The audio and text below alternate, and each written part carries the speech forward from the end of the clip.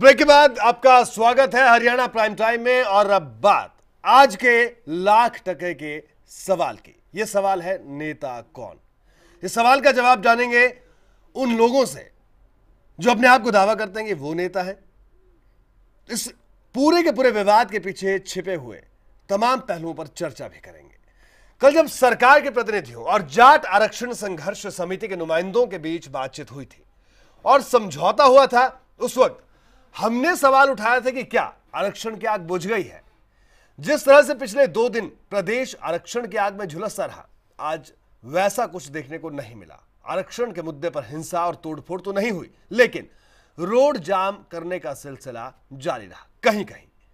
इससे यही लगता है कि आरक्षण की आग अभी बुझी नहीं है। साथ ही यह बात भी साफ हो रही है कि मामला और उलझ गया है। एक तरफ तो कुछ जाट नेता समझौता कर लेते हैं, लेकिन दूसरी तरफ कुछ नेता आंदोलन जारी रखने के मूड में। ऐसे में सवाल उठ रहा है कि आखिर नेता कौन।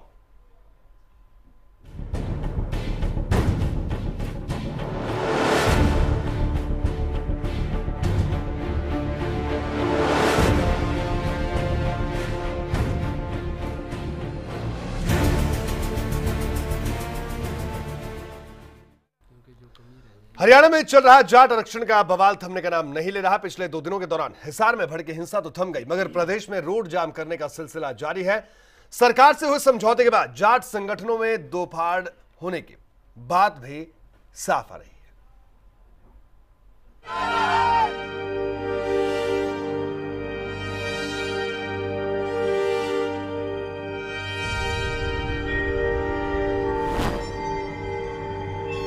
और पुलिस प्रशासन मुर्दाबाद।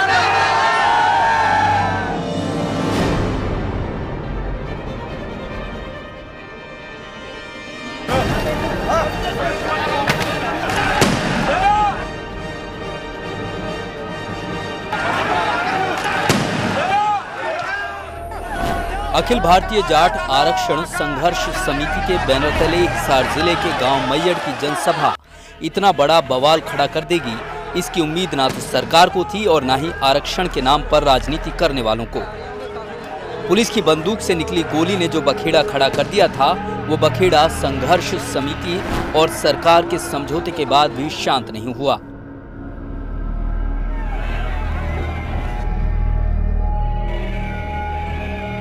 आइए हम आपको बताते हैं कि समझौते की औपचारिक घोषणा के बाद संघर्ष समिति के अध्यक्ष यशपाल मलिक ने क्या कहा था।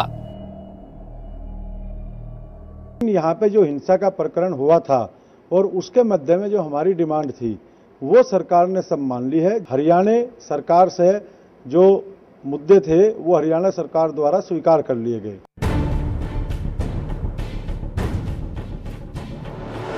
मगर अभी समझौता सिरे चढ़ने की बात पर मुहर लगे थोड़ी ही देर हुई होगी कि हरियाणा में जाट बिरादरी के दूसरे संगठनों का पारा हाई हो गया।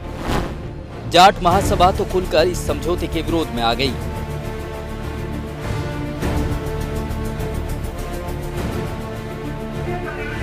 जाट महासभा की आर पार लड़ाई के मूड की घोषणा के बाद तोशाम, भिवानी, गोहला चीका, कैथल और फतेहाबाद जिलों में भी दिन भर रोड जाम लगते रहे।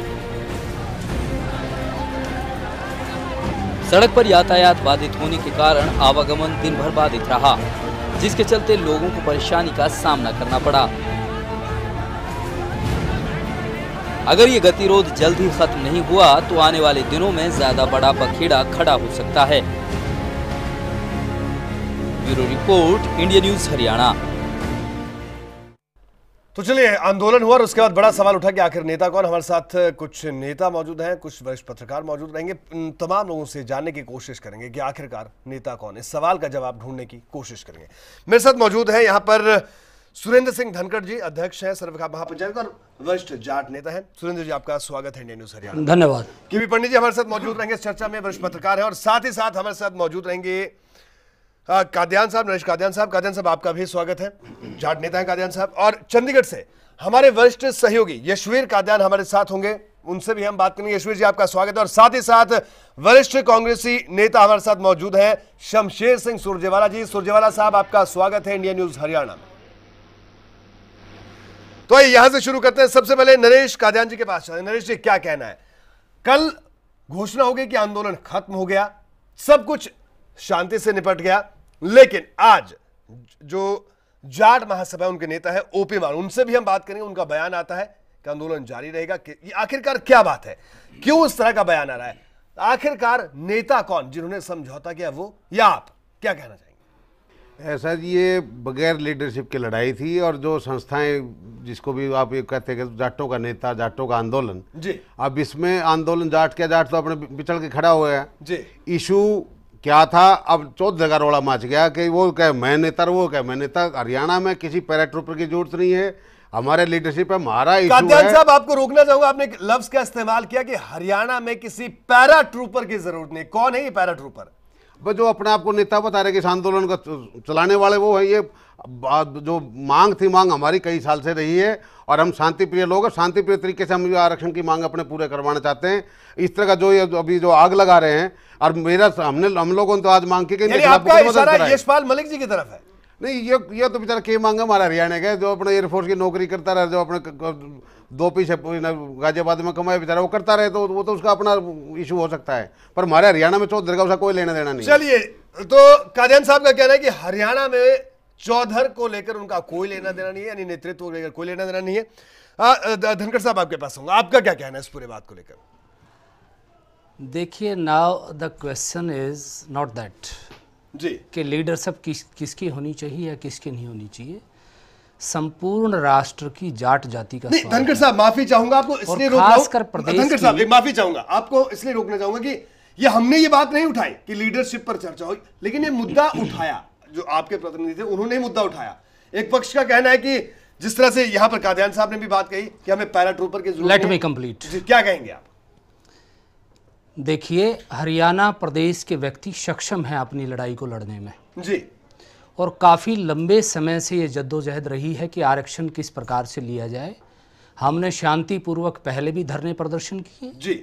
हम गांधीवादी विचारधारा के व्यक्ति हैं जी, हिंसा में विश्वास नहीं रखते, और जहां तक आरक्षण की मांग है वह न्यायोचित है और वह बहुत पहले पूरी कर देनी चाहिए थी। जब राष्ट्र स्वतंत्र हुआ तो अन्य जातियों को कॉन्स्टिट्यूशन बनाया गया, बिल्कुल, तो उस वक्त आरक्षण दे दिया गया, फिर जाटों का शोषण क्यों?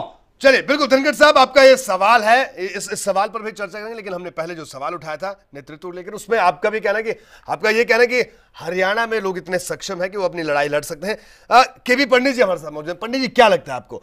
हम कल से चर्चा कर रहे हैं, कल हमने चर्चा की आरक्षण को लेकर और आज नेतृत्व को लेकर कई तरह के सवाल उठ रहे हैं, क्या कहेंगे आप इसको देखकर? इसमें ये लगता है मुझे जी, अगर नेतृत्व का प्रभाव सारे हरियाणा की पर होता तो उनके फैसले पर आज दो राय नहीं बनती जी, यानी कहीं आंदोलन हो रहा है, कहीं आंदोलन बंद है जी। बल्कि ये होता कि उन्होंने कह दिया कि आंदोलन स्थगित तो स्थगित।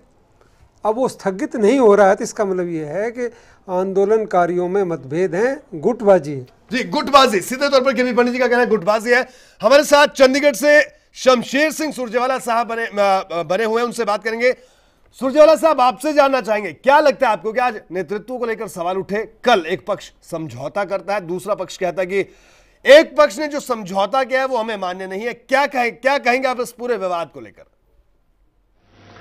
देखिए, मैं जाट आरक्षण का पक्षधर हूं शुरू से ही जी, और मैं ये कहना चाहता हूं कि इसकी शुरू से ही कोई एक लीडरशिप नहीं थी जी।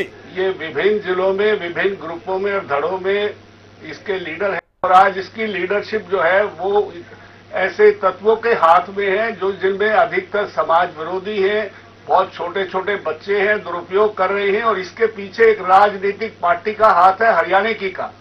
स्वयं ओम प्रकाश चौटाला ने आज तक जाट आरक्षण के फेवर में एक भी बयान नहीं दिया है, लेकिन ये जो राजनीति कर रहे हैं इसके पीछे इन्हीं के लोग हैं और यही करवाने लग रहे हैं। तो इसलिए मैं ये कहूंगा कि अगर वाकई कोई ये ईमानदार है जाट आरक्षण के लिए तो इनका एक डेपुटेशन। चलिए सुरजेवाला साहब, नेतृत्व को लेकर माफी चाहूंगा, आपको रोक रहा हूं, लेकिन नेतृत्व को लेकर आपका क्या कहना है कि क्यों आज नेतृत्व को लेकर सवाल उठ रहा है? कल जो समझौता हो उसके बाद आज नेतृत्व को लेकर एक चर्चा चल पड़ी है पूरे हरियाणा में, क्या कहेंगे आप इसको लेकर? देखिए साहब, ये सब दुर्भाग्यपूर्ण बात है जी। कोई भी संघर्ष कोई भी शुरू करना था तो पहले उसकी कोई संघर्ष समिति होती, उसके कोई नेता होते, पदाधिकारी होते, और बाकी लोगों पे ऐसे लोग होते जो बाकी लोगों पे नियंत्रण कर सके।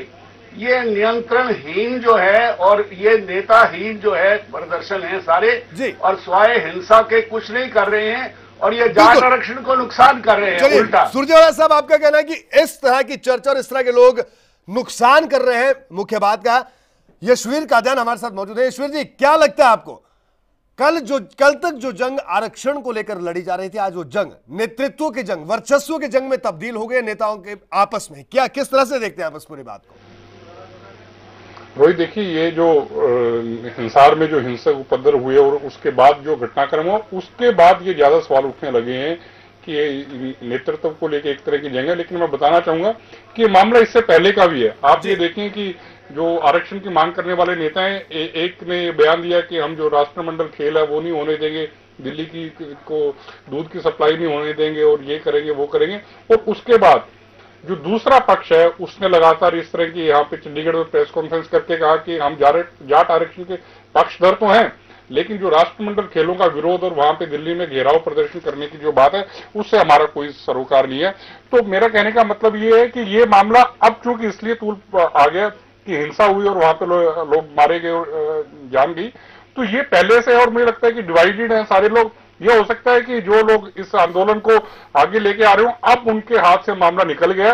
और जो यशपाल मलिक जी, जो अपने आप को राष्ट्रीय अध्यक्ष कहते हैं, उन्होंने खुद अपने टीवी चैनल पे कल कहा था कि वहां पे कुछ ऐसे लोगों के हाथ में बागडोर आ गई है जो उनको खुद ही नहीं पहचानते और उनकी खुद गाड़ियां फूंक दी गई। आप इससे अंदाजा लगा लीजिए कि जो जाट आरक्षण की बात को लेकर आंदोलन कर रहे हैं और जो आंदोलनकारी हैं वो अपने अध्यक्ष की गाड़ियां फूंक रहे हैं, तो आप अंदाजा लगा सकते हैं कि इसमें किस तरह के लोगों की अब एंट्री हो चुकी है।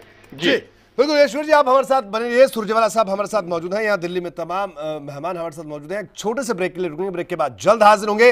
ओपी मान साहब हमारे साथ मौजूद हैं जिन्होंने ये बात उठाई कि बाहर के नेता क्यों इस पूरे आंदोलन को लीड कर रहे हैं, उनसे भी बात करेंगे इस छोटे से ब्रेक के बाद।